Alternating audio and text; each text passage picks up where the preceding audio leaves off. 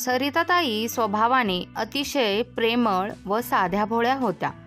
सरिताताईंना एक निलेश नावाचा मुलगा आणि अनिता नावाची मुलगी होती. मुलीचे लग्न झाले होते आणि ती तिच्या सासरी संसारामध्ये सुखी होती. निलेशला त्यांनी खूप कष्टाने प्रेमाने लहानाचे मोठे केले होते. त्याला चांगले शिक्षण दिले आणि त्याला नोकरी लागल्यानंतर त्यांनी निलेशच्या लग्नाचा विचार केला. तेव्हा निलेश आईला म्हणाला, आई, माझे एका मुलीवर प्रेम आहे. तिचे नाव पूजा आहे आणि मला तिच्याशी लग्न करायचे आहे. तेव्हा फक्त मुलाच्या आनंदासाठी सरिताताईंनी लग्नाला परवानगी दिली. पूजाच्या आईबाबांनाही निलेश जावई म्हणून आवडला होता. एके दिवशी पूजाच्या बाबांनी निलेशला त्याच्या कुटुंबाबद्दल विचारले. तेव्हा त्याने सांगितले की त्याला एक मोठी बहीण आहे आणि ती विवाहित आहे, जी याच शहरात राहते आणि विधवा आई आहे. आपल्या मुलीसाठी निलेश त्यांना चांगला मुलगा वाटला, कारण तो उच्च शिक्षित होता. त्याला चांगली नोकरी होती. पूजाच्या बाबांनी त्याला संध्याकाळी चहासाठी बोलावले. तेव्हा निलेश पूजाच्या घरी गेला. तिचे आलिशान घर पाहून तो अवाक झाला. चहापाणी झाल्यानंतर पूजाचे बाबा म्हणाले, आम्ही आमच्या पूजाला खूप लाडात वाढवलेली आहे, त्यामुळे लग्नानंतर तिला कोणताही त्रास होऊ नये याची काळजी घे. तेव्हा निलेश म्हणाला, तुम्ही काळजी करू नका. तिला आनंदी ठेवायची जबाबदारी माझी आहे. आमचे एकमेकांवर खूप प्रेम आहे. तिचे बाबा ठीक आहे म्हणाले आणि पुढची बोलणी करण्याकरता आम्ही 2 दिवसात तुझ्या घरी येऊ असे सांगितले. निलेश ज्या कंपनीमध्ये काम करत होता त्या कंपनीने त्याला राहायला घर दिले होते. जेव्हा पूजाचे बाबा निलेशच्या आईला भेटण्यासाठी त्याच्या घरी गेले तेव्हा सरिताताईंनी त्यांचे खूप छान स्वागत केले. बोलता बोलता त्या म्हणाल्या, आम्ही खूप साधी माणसं आहोत. तुमची मुलगी आमच्या घरात सून नाही तर मुलीप्रमाणे राहील. तुम्ही तिची काळजी करू नका. सर्व बोलून झाल्यानंतर त्यांनी एक शुभमुहूर्त काढला आणि काही दिवसांनी पूजा आणि निलेशचं लग्न धूमधडाक्यात झाले. पूजा एका श्रीमंत कुटुंबात लाडात वाढलेली मुलगी होती. तिला एक भाऊ होता आणि ती खूप शिकलेली होती. दिसायला जेवढी सुंदर होती तेवढीच बोलायला तिखट होती. तिच्या मनाविरुद्ध जर काही एखादी गोष्ट झाली तर ती पूर्ण घर डोक्यावर घेत होती. पूजा खूप खुश होती. दोघा नवरा बायकोने 1 महिना फिरण्यात घालवला. त्यानंतर निलेश ऑफिसला जायला लागला आणि निलेश ऑफिसला गेला की पूजाने आपल्या मैत्रिणींना घरी बोलावणे सुरू केले. त्या पत्ते खेळायच्या, नाचायच्या आणि कधीकधी दारूसुद्धा प्यायच्या. पूजापाठ करणाऱ्या सरिताताईंना सुनेचे वागणे आवडत नव्हते. काही दिवस त्या गप्प राहिल्या, पण एके दिवशी त्या पूजाला म्हणाल्या, सुनबाई, चांगल्या घरातील मुलींना, सुनांना हे सर्व शोभत नाही. सासू एवढेच बोलली की मग काय पूजाने यानंतर खूप गोंधळ घातला. ती निलेशला म्हणाली, तू तुझ्या आईला नीट समजावून सांग की त्यांना माझ्या लाईफमध्ये अजिबात इंटरफेअर केलेला मला चालणार नाही. निलेश आपल्या बायकोला चांगलाच ओळखत होता, त्यामुळे त्याने आईला समजावले की तू पूजाच्या कोणत्याही कामामध्ये दखल घेऊ नकोस ना, तिला काही बोलू नकोस. त्या दिवशी सरिताताई खूप रडल्या. या चांगल्या घरात असे काय होऊन बसले असे त्या म्हणाल्या.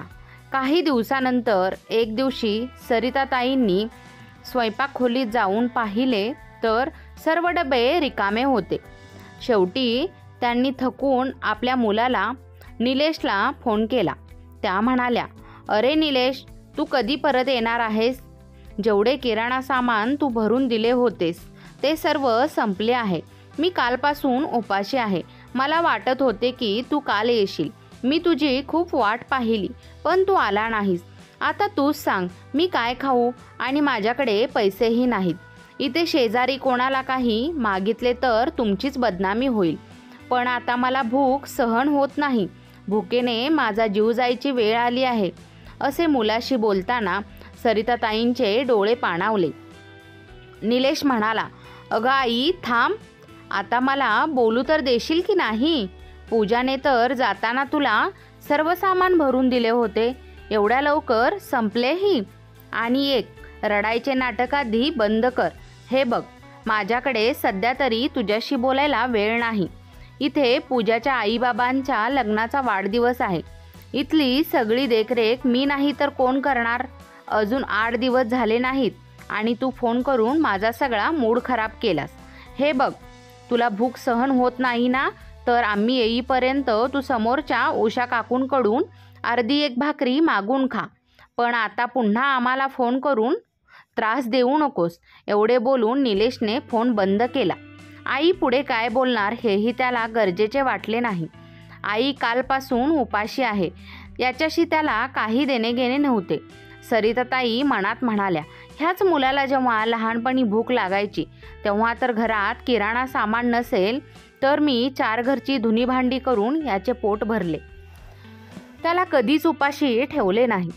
आणि आज त्याच मुलाला आई भुकेने व्याकुळ झाली आहे हे सांगूनही त्याच्या सासू सासऱ्याला खुश करण्यासाठी बायकोच्या माहेरी गेला आहे. लग्नानंतर मुलगा एवढा कसा बदलतो की त्याला आपल्या आईवडिलांना होणारा त्रास दिसत नाही? असा विचार करता करता सरिताताईंच्या डोळ्यातून अश्रू वाहू लागले. माणसाला परिस्थिती समजते, पण ह्या पापी पोटाचे काय करायचे? त्याला परिस्थिती थोडी ना समजते. सरिताताईंनी मग घरासमोर राहणाऱ्या उषाताईंकडून एक भाकरी मागून चटणीसोबत खाल्ली. पण असे त्या कुठवर मागून खाणार होत्या? त्यांनी सकाळी सकाळी आपल्या दारात लावलेल्या झाडाची काही फुले तोडली आणि जवळ शहरातील एका मंदिराच्या बाहेर फुले विकण्यासाठी बसल्या. आता हे त्यांचे दररोजचे काम झाले होते. फुले विकून मिळालेल्या पैशातून दुसरे काही नाही, पण त्यांना त्या पैशातून 2 वेळच्या खाण्याचा खर्च निघत होता. तिथे कोणी त्यांना ओळखले आणि त्यांचा मुलगा अपमानित होऊ नये म्हणून त्या आपला चेहरा पदराने झाकून घेत होत्या.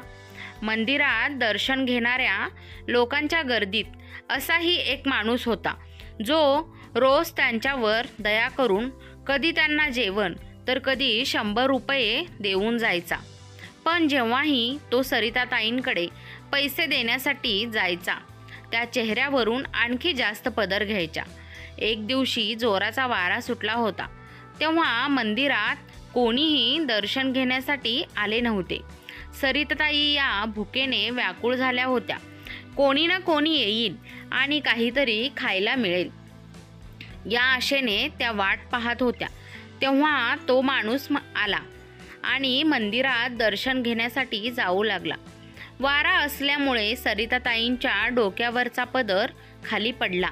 तेव्हा त्या माणसाची नजर सरिताताईंवर पडली आणि त्यांना पाहून त्यांच्या पायाखालची जमीनच सरकली. त्याला खूप मोठा धक्का बसला. सरिताताईंनी पटकन डोक्यावर पदर घेतला आणि त्या तिथून जायला लागल्या.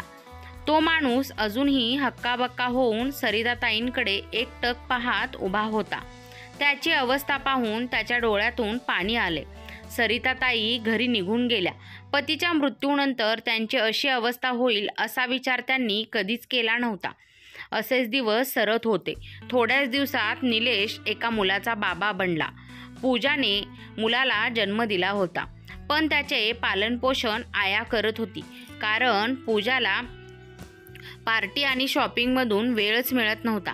त्यांनी बाळाचे नाव अर्जुन ठेवले. अर्जुनचा पहिला वाढदिवस होता, त्यामुळे निलेशने घरात खूप मोठी पार्टी ठेवली होती. तेव्हा निलेशने त्याच्या बहिणीला अनितालाही बोलावले होते. अनिता आली म्हणून सरिताताई खूप खुश होत्या. लेकीचे माहेर जवळ असून सुद्धा ती कधीच येत नव्हती, त्यामुळे बऱ्याच दिवसातून आज अनिताला आणि तिच्या मुलांना पाहून त्यांना खूप आनंद झाला होता. पण तिने कार्यक्रमाला आलेले पूजाच्या आईला अजिबात आवडलेले नव्हते. वाढदिवस खूप छान साजरा झाला. दुसऱ्या दिवशी अनिता तिच्या सासरी जायला निघाली, तेव्हा पूजाच्या आईने घरात आरडाओरडा केला. ती पूजाला म्हणाली, माझी सोन्याची एक बांगडी हरवली आहे. मी इथेच ड्रेसिंग टेबलवर ठेवली होती आणि माझा संशय तुझ्या नंदेवर आहे. मला तिची बॅग पाहायची आहे. तेव्हा पूजाने अनिताची बॅग सर्वांसमोर उघडली, तर तिच्या बॅगमध्ये सर्वात खालच्या बाजूला आईची बांगडी पाहून ती जोरात ओरडली, अरे निलेश, बघ, तुझी ही बहीण चोर आहे. तुला माझ्या आईची बांगडी एवढी आवडली होती तर तिच्याकडून मागून घ्यायची ना, चोरी करायची काय गरज होती? अनिता म्हणाली, नाही, मी बांगडी चोरली नाही. बांगडी माझ्या बॅगमध्ये कशी आली मला आठवतही नाही. बहीण एवढे सांगूनही निलेशला त्याच्या बायकोचे बोलणे खरे वाटले आणि भावाने तिला चोर म्हणून घराबाहेर काढले. पण जाता जाता अनिता म्हणाली, पूजा, जरा देवाला घाबर. जो आरोप तू विनाकारण माझ्यावर लावलास, एक दिवस बघशील तुझ्यासोबत सुद्धा. ती पुढे काही बोलली नाही आणि बिचारी अनिता आईला न भेटताच रडत रडत आपल्या घरी परतली आणि त्यानंतर ती माहेरी कधीच आली नाही. अनिताचा काहीही दोष नसताना तिच्यावर चोरीचा आरोप केला हे सरिताताईंना सहन झाले नाही आणि तेव्हापासून त्या सतत आजारी पडू लागल्या. मुलीच्या आठवणीत सरिताताई रडत असायच्या. काही दिवसांनी पूजा निलेशला म्हणाली, निलेश, आईचा फोन आला होता. पुढच्या आठवड्यातच आईच्या घरची पूजा आहे, त्यामुळे त्यांनी आपल्याला बोलावले आहे. तेव्हा निलेश म्हणाला, ते सर्व ठीक आहे, पण आईचे काय करायचे? ती आजारी असते आणि आईला इथे एकटीला सोडून कसं जायचं? तेव्हा ती म्हणाली, मग तुझे काय म्हणणे आहे? बिनकामाचे ओझे मी माझ्यासोबत माहेरी घेऊन जाऊ का? म्हणजे माझे दादा, वहिनी, पाहुणे, नातेवाईक वगैरे यांना पाहून माझी टिंगल करू देत. अरे, तुझ्या आईला व्यवस्थित बोलता तरी येतं का? ह्या कशा अडाणी आहेत, याचे प्रदर्शन करायचे आहे का तिथे त्यांना घेऊन जाऊन? आणि तसेही आपण माझ्या माहेरी 4-5 दिवस आधी जाणार आहोत आणि कार्यक्रम झाल्यावर 4-5 दिवस राहणार आहोत. मग तोपर्यंत तुझ्या आई आपल्यासोबत माझ्या माहेरी कशी राहील हे बघ निलेश. आपण दोघे जाऊ. आईला राहू दे इथेच. 8-10 दिवसांचा तर प्रश्न आहे. यावर निलेश म्हणाला, अगं, पण हाही विचार कर, आपण तिकडे गेलो तर मग आईचे खाणेपिणे कोण बघेल? बाजारातून सामान कोण आणून देईल? आणि सर्वात महत्त्वाचे म्हणजे आई स्वतः जेवण बनवू शकेल का? पूजा म्हणाली, निलेश, तुला तुझ्या आईची काळजी कधीपासून वाटायला लागली? सगळ्यांना स्वयंपाक करायचा नाही, बनवतील त्या एकटीसाठी. जर तुझ्या आई भांडी, कपडे, झाडू अशी कामे करू शकतात तर मग त्यांना स्वतःसाठी पुरते जेवण बनवता येईलच की. त्यापुढे निलेश काहीच बोलला नाही. पूजा पुढे म्हणाली, आई बाबांना एक छानशी भेटवस्तू द्यावी लागेल, त्यामुळे मी पटकन तयार होऊन येते. आपण लगेचच बाहेर जाऊ. सरिताताई त्या नवरा बायकोचे बोलणे शांतपणे ऐकत होत्या. दुसऱ्या दिवशी सकाळी सरिताताई अंगणात बसल्या होत्या. त्यांना निलेश बरोबर बोलायचे होते. तेवढ्यात पूजा तिथे आली आणि म्हणाली, आई, घरातील सर्व कामे झाली आहेत का, म्हणून तुम्ही इथे निवांत बसल्या आहात? तेव्हा सरिताताई म्हणाल्या, सूनबाई, निलेश तयार झाला का? तो आज ऑफिसला जाणार नाही का? पूजा आपल्या भुवया उंचावत म्हणाली, का? तुम्हाला काही पाहिजे होते का त्याच्याकडून? म्हणजे काही मागायचे आहे का त्याच्याकडे? त्यामुळेच तुम्ही आज तुमच्या मुलाबद्दल विचारपूस करत आहात. तेवढ्यात निलेश त्याच्या खोलीतून बाहेर आला आणि म्हणाला, पूजा, उशीर होतोय, मला लवकर नाश्ता दे. सरिताताई मुलाकडे गेल्या आणि म्हणाल्या, निलेश बाळा, तुझ्या बाबांच्या पेन्शनचे पैसे काढले आहेस का? मला थोडे पैसे हवे आहेत. हे बघ, मला स्वतःचेच पैसे तुझ्याकडून मागायला नको वाटते. त्यामुळे यापुढे पेन्शनमधील काही पैसे मला देत जा. आणि बाळा, मी ऐकले आहे की तुम्ही दोघे तुझ्या सासू सासऱ्यांच्या घरी पूजेला जात आहात का? तेव्हा पूजा म्हणाली, आम्ही प्रोग्राम बनवला नाही, लगेचच त्यांची जासूसी सुरू झाली. मी म्हणत होते ना तुम्हाला, तुमची आई दरवाजाच्या बाहेर बसून आपले बोलणे ऐकत असते. आता दिसले का तुमच्या आईचे रंग? आणि आई, एक सांगा, तुम्हाला पेन्शनचे पैसे कशाला हवे आहेत? मी म्हणते, तुम्हाला पैशांची काय गरज आहे? जेवण पाणी तर आम्ही खाऊ घालतो, तर मग तुमच्या हातामध्ये पैसे कशासाठी द्यायचे? निलेश म्हणाला, आई, पूजा बरोबर बोलत आहे. तुला पैसे कशाला हवे आहेत? आणि आई, तुला हे शोभते का? सुनेचे मुलाचे बोलणे चोरून ऐकतेस. तुला लाज वाटायला पाहिजे. मला तुझ्याकडून ही अपेक्षा नव्हती. सरिताताई म्हणाल्या, अरे, मी चोरून ऐकले नाही. तुम्ही दोघे मोठमोठ्याने बोलत होतात. ते बोलणे माझ्या कानावर पडले. निलेश म्हणाला, आई, तू बाबांच्या पेन्शनबद्दल बोलतेस तर ते मी पैसे पूजाच्या हातामध्ये देतो. त्याच पैशातून ती हे घर सांभाळते आणि तुला त्या पैशांचा हिशोब पाहिजे तर तिच्याकडून घेत जा. तेव्हा सरिताताई म्हणाल्या, नाही बाळा, असे काही नाही. तुला असे वाटते का तुझी आई तुझ्याकडून पैशांचा हिशोब मागेल? तुला तुझ्या आईवर जरासुद्धा विश्वास नाही का? त्या पुढे म्हणाल्या, अरे बाळा, मीही कधी मंदिरात किंवा बाजारात जाते तेव्हा तिथे मला काही खरेदी किंवा दान करायची इच्छा होते. त्यामुळे मला असे वाटते की काही पैसे माझ्याकडे असावेत. तेव्हा निलेशने विषय बदलला आणि म्हणाला, आई, तुला कोणी सांगितले की मंदिरात जाऊन दरवेळेस दान द्यायला पाहिजे? हे बघ आई, तुला पैसे हवे असतील तर इथे डब्यामध्ये काही पैसे आहेत. दान द्यायला 4-5 रुपये दिले तरीही चालतात. 100-200 देण्याची काही गरज नाही. त्यामुळे तू या डब्यातील पैसे घेत जा खर्च करायला. तेव्हा सरिताताई म्हणाल्या, ठीक आहे, मी पैशांचे सोडून देते. पण बेटा, तुम्ही गेल्यानंतर मी एकटी 10 दिवस कसे राहू? त्यापुढे बोलणारच तेवढ्यात पूजा रागाने किचनमधून बाहेर आली आणि म्हणाली, तुम्हाला असे वाटते का आम्ही आयुष्यभर तुमची सेवा करत राहावी? कितीतरी दिवसातून आम्ही 10 दिवसांसाठी बाहेर चाललोय, तर झाले यांचे सुरू. 10 दिवस मी एकटी राहू कशी म्हणे? हे बघा, आम्ही परवा निघणार आहोत. त्याआधी पूर्ण घराची साफसफाई करा. निलेश नाश्ता करून निघून गेला. सरिताताई मुलाच्या उत्तराची वाट पाहत होत्या. 2 दिवसापर्यंत पूजाने त्यांच्याकडून पूर्ण घराचे काम करून घेतले आणि स्वयंपाकघरात ठेवलेले तूप, लोणी, बिस्किटे आणि इतर खाण्याच्या वस्तू तिने आपल्या कपाटामध्ये ठेवून कुलूप लावले. 2 दिवसानंतर सर्वजण निघाले.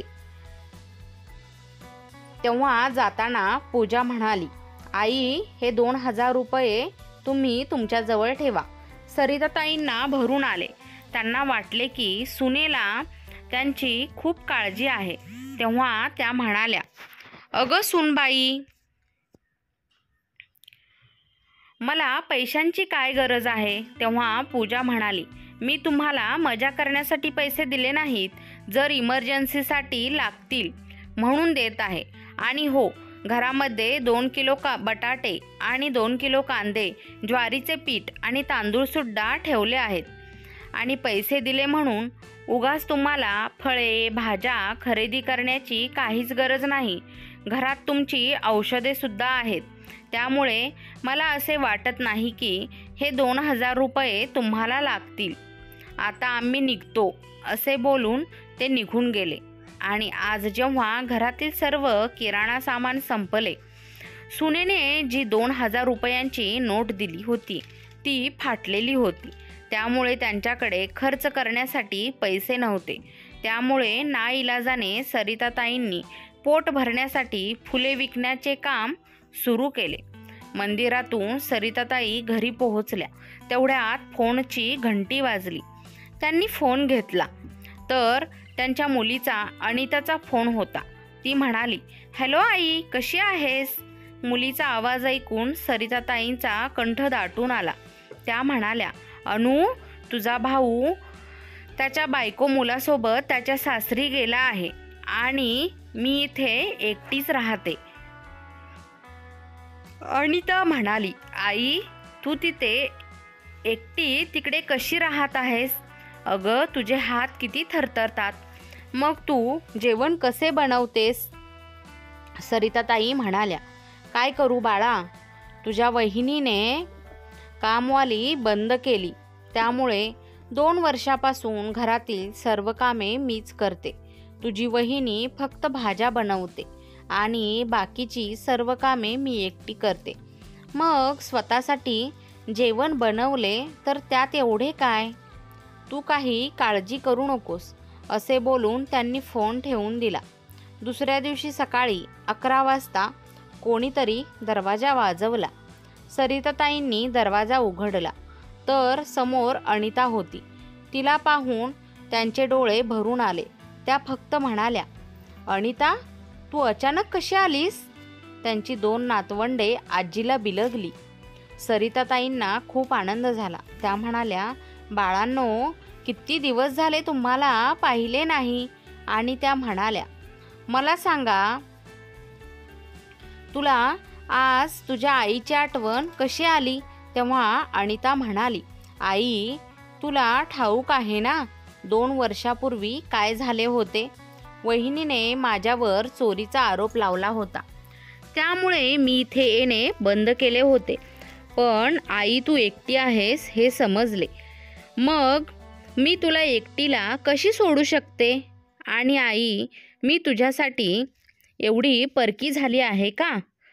त्यांचा जावई म्हणाला, आई, त्या दिवशी मंदिरात आलो तेव्हाच मी तुम्हाला पाहिले आणि मला धक्का बसला. तुमच्यावर अशी वेळ आली तरी तुम्हाला तुमच्या मुलीला जावयाला फोन करून सांगणे गरजेचे वाटले नाही का? सरिताताईचे डोळे पाण्याने भरले आणि म्हणाल्या, माझ्या मुलीवर चोरीचा आरोप झाला. मग मी तिला कोणत्या तोंडाने फोन करून मदत मागणार होते? अनिता म्हणाली, आई, वहिनीने माझ्यावर चोरीचा आळ घेतला, तू नाही. मग तू तर फोन करून बोलू शकली असतीस ना. आईच्या डोळ्यातील पाणी पाहता अनिता म्हणाली, बरं आई, ते जाऊ दे. मला खूप भूक लागली आहे. सांग बरं, तू आज मला काय खाऊ घालणार आहेस? सरिताताई म्हणाल्या, थांब बाळा, मी काहीतरी घेऊन येते. पण खरे तर घरात काहीच नव्हते. त्या किचनमध्ये गेल्या आणि उगाच डबे शोधू लागल्या. त्यांना काहीही मिळाले नाही, कारण पूजाने आधीच सर्व वस्तू कपाटात ठेवून त्याला कुलूप लावून गेली होती. अनिता किचनमध्ये गेली आणि म्हणाली, आई, सांग काय करायचे आहे? मी तुला मदत करते. सरिताताई नाराज स्वरात म्हणाल्या, बाळा, घरात काहीच नाही आणि काही आणायला माझ्याकडे पैसेही नाहीत. अनिताला खूप वाईट वाटले. ती म्हणाली, म्हणजे आई, तू उपाशी आहेस? आई म्हणाली, माझ्या स्वतःच्या पेन्शनचे पैसे असताना सुद्धा मुलाने आणि सुनेने मला भिकारी बनवले आहे. असे बोलताना त्या रडायला लागल्या.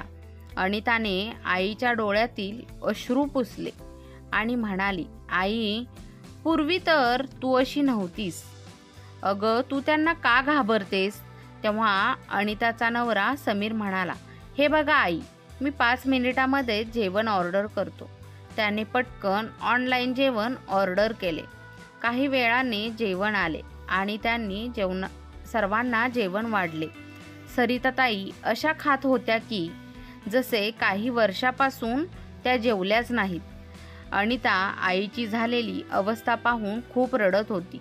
जेवण झाल्यानंतर घरासमोर राहणाऱ्या उषाताई आल्या आणि म्हणाल्या, सरिताताई, अनिता आली आहे का?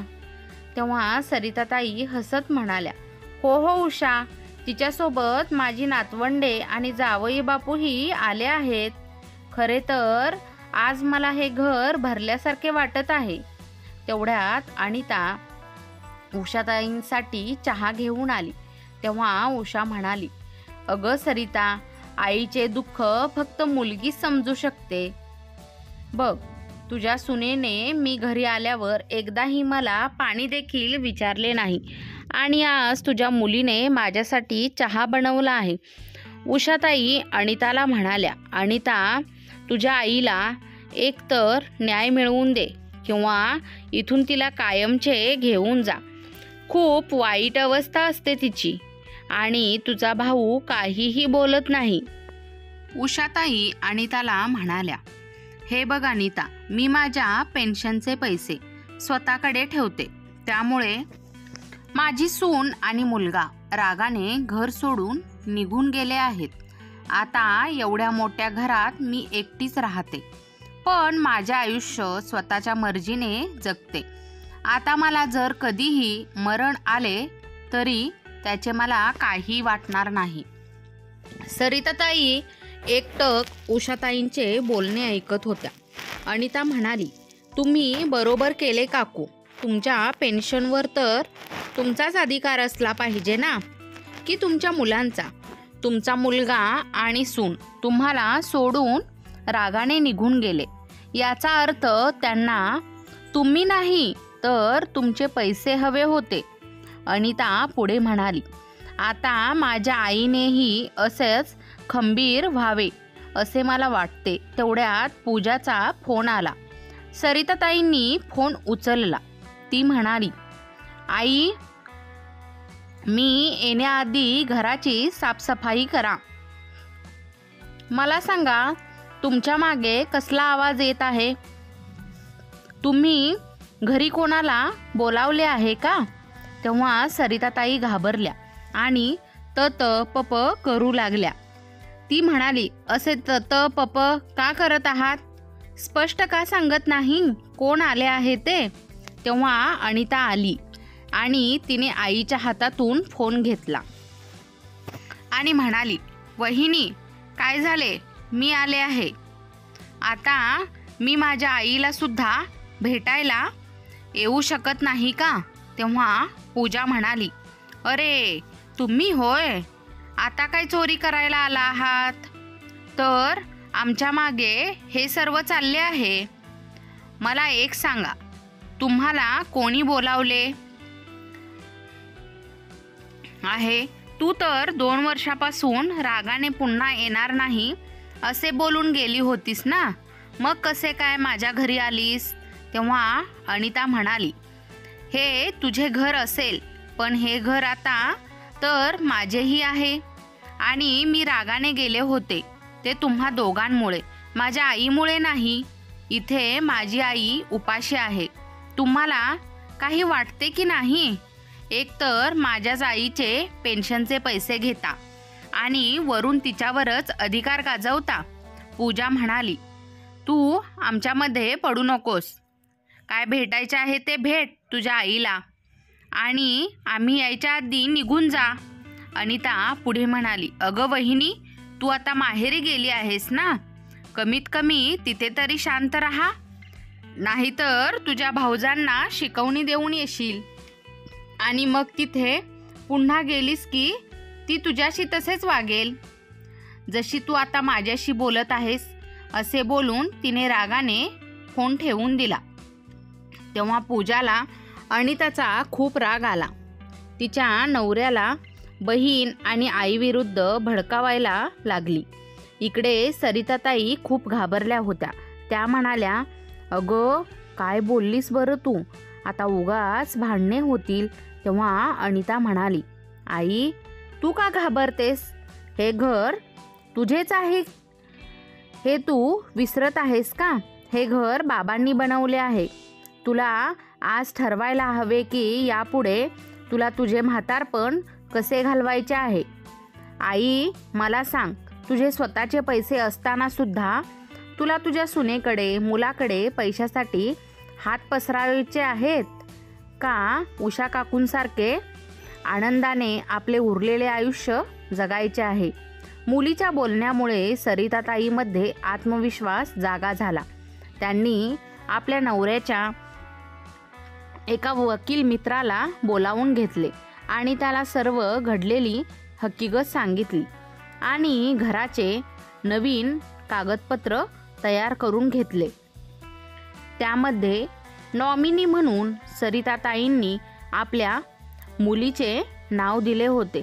दुसऱ्याच दिवशी रागाने पूजा तिच्या कुटुंबासहित पुन्हा घरी आली आणि आल्याबरोबर तिने आपल्या नंदेबरोबर खूप भांडण करायला सुरुवात केली. भाऊ हाताची घडी घालून उभा होता. तेव्हा त्याला पाहून अनिता म्हणाली, मी विचार करत होते की ती तर परकी आहे, पण दादा, तुला आपल्या आईला होणारा त्रास दिसत नाही का? बरोबर आहे, कसा समजेल? तू तर तुझ्या बायकोच्या ओंजळीने पाणी पितोस. तेव्हा पूजा म्हणाली, हे बघ, तुझ्यासाठी हे चांगले राहील की तू तुझे सामान आणि तुझ्या मुलांना घेऊन या घरातून निघून जा. तेव्हा अनिता हसून म्हणाली, हे घर सुद्धा माझे आहे. या घरात माझा देखील हिस्सा आहे. आता ही गोष्ट वेगळी आहे की आजपर्यंत मी माझा हिस्सा कधीही मागितला नाही. पूजाला खूप राग आला. ती म्हणाली, एक तर चोर आणि वर शिरजोर. सरिताताई म्हणाल्या, खबरदार सुनबाई, जर यापुढे माझ्या मुलीला चोर म्हणशील तर माझ्यापेक्षा वाईट कोणी नसेल. तेव्हा पूजा म्हणाली, अरे वा, एका आठवड्यामध्ये मुलीने जावयाने खाऊ पिऊ घालून खूपच ताकद वाढवली आहे वाटतं. हे बघा आई, तुमच्या मुलीला इथून जायला सांगा, नाहीतर मी हिला धक्के देऊन बाहेर काढतो.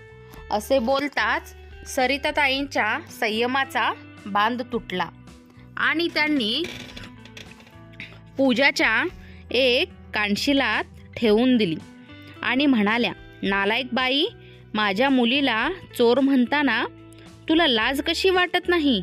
हे घर माझे आहे, त्यामुळे माझी मुलगी या घरातून बाहेर जाणार नाही. तेव्हा निलेश म्हणाला, आई, तू माझ्या बायकोवर हात कसा उचलू शकतेस? तेव्हा आईने आपल्या मुलाच्याही कानशिलात ठेवून दिली आणि म्हणाल्या, आत्ताच्या आत्ता माझे घर खाली करा. तेव्हा निलेश म्हणाला, तू मला ह्या घरातून बाहेर काढू शकत नाहीस.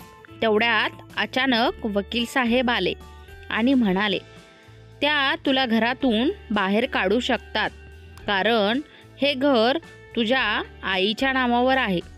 तुम्ही लोक त्यांची पेन्शन स्वतःकडे ठेवून घेता, हे तर योग्य नाही. निलेश आश्चर्यचकित होऊन वकिलांकडे पाहू लागला. वकिलाने कोर्टातील पेपर निलेशच्या हातामध्ये ठेवले आणि म्हणाले, 2 तासात हे घर खाली करावे लागेल आणि आजपर्यंत जेवढे पेन्शनचे पैसे तुम्ही खर्च केले आहेत ते सर्व पैसे सरिता वहिनींना परत करावे लागतील, नाहीतर तुम्हाला जेलची हवा खावी लागेल. बघा, विचार करा, तुम्हाला काय योग्य वाटते? निलेशने पूजाला इशारा केला आणि दोघे आईचे पाय धरून रडायला लागले. तेव्हा सरिताताई म्हणाल्या, हे खोटे अश्रू दुसऱ्यांना दाखवा, कारण मी तुम्हाला खूप चांगली ओळखते. अरे, मी तेव्हाच तुमच्या विरुद्ध आवाज उठवायला पाहिजे होता, कारण तुम्ही लोकांनी मला माझे स्वतःचे पैसे असताना भिकाऱ्याप्रमाणे आयुष्य जगायला मजबूर केले. निघा माझ्या घरातून आत्ता. मला तुमचे तोंड पाहण्याचीही इच्छा नाही.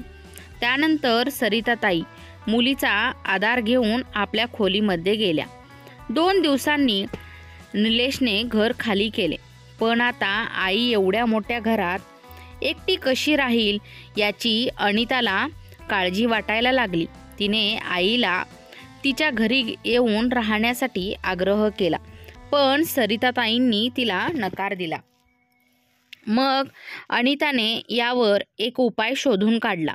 तिने घरातील वरच्या 2 खोल्या भाड्याने दिल्या आणि आईच्या घरातील कामे करण्यासाठी एक कामवाली बाई ठेवली, जी दिवसभर काम करायची आणि रात्री तिथेच आईसोबत राहायची.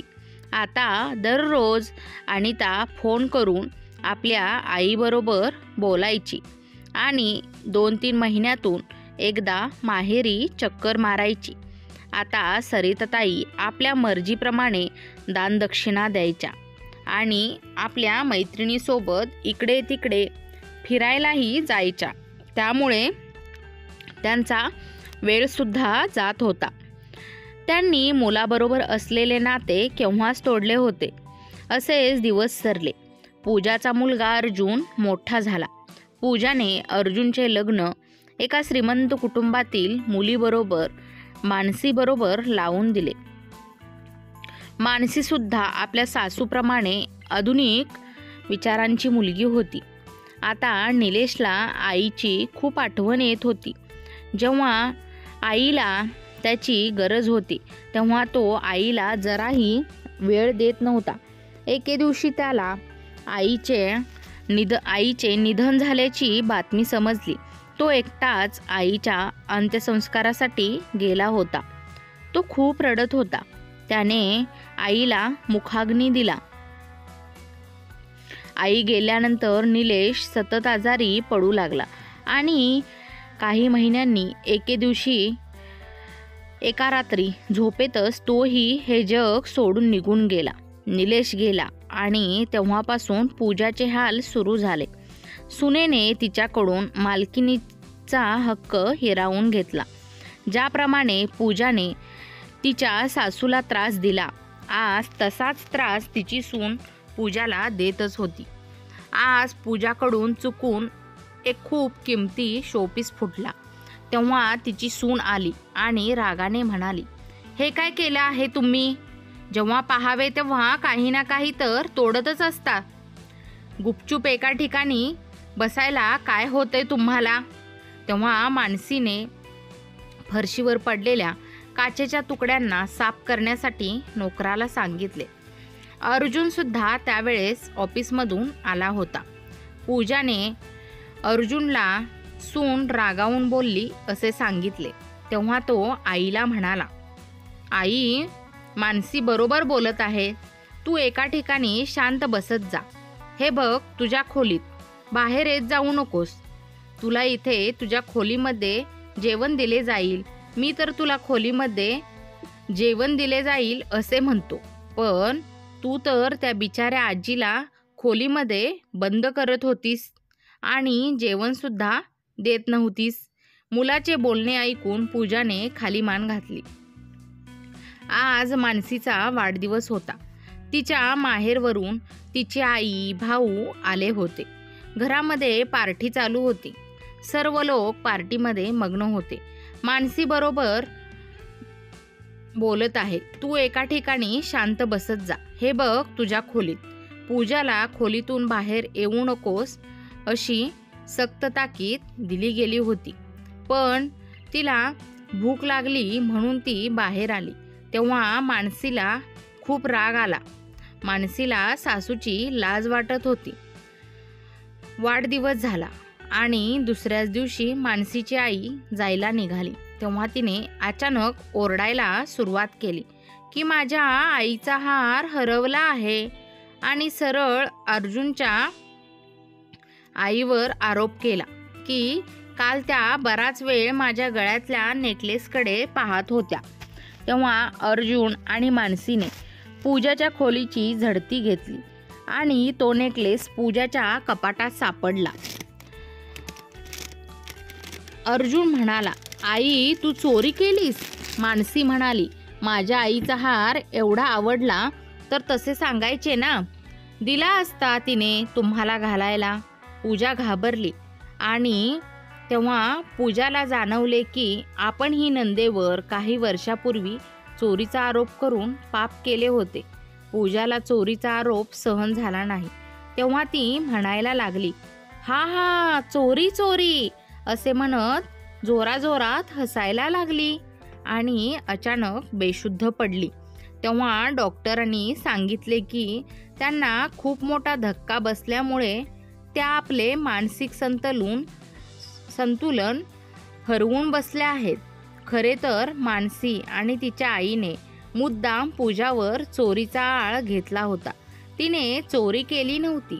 आता पूजा वेडी झाली आहे. अर्जुन आणि मानसीने तिला वेड्याच्या हॉस्पिटलमध्ये भरती केले आहेत. मित्रांनो, हे म्हणतात ना ते खरेच आहे की आपण जे इतरांसोबत करतो, जे किंवा वागतो ते आपल्याला कधी ना कधी व्याजासह परत मिळते. तुमच्या कर्माचे फळ तुम्हाला इथेच भोगून जावं लागतं. ते नेहमी लक्षात ठेवायला हवे, कारण कर्म हे रबरासारखे असते. जितके तुम्ही ताणाल तितक्या वेगाने ते तुमच्याकडे परत येते. त्यामुळे चांगले कर्म करा. पूजाने जे काही अनितासोबत वागली ते सुद्धा भविष्यात तिच्यासोबतही तसेच घडले. देवाचा न्याय एक ना एक दिवस होतोच. मित्र आणि मैत्रिणींनो, आजची कथा आवडल्यास चॅनलला लाईक, शेअर, सबस्क्राईब नक्की करा. वेळात वेळ काढून कथा ऐकल्याबद्दल, वाचल्याबद्दल तुम्हा सर्वांचे मनापासून धन्यवाद. अशाच नवनवीन कथा ऐकण्यासाठी किंवा वाचण्यासाठी आत्ताच आपल्या चॅनलला सबस्क्राईब करा.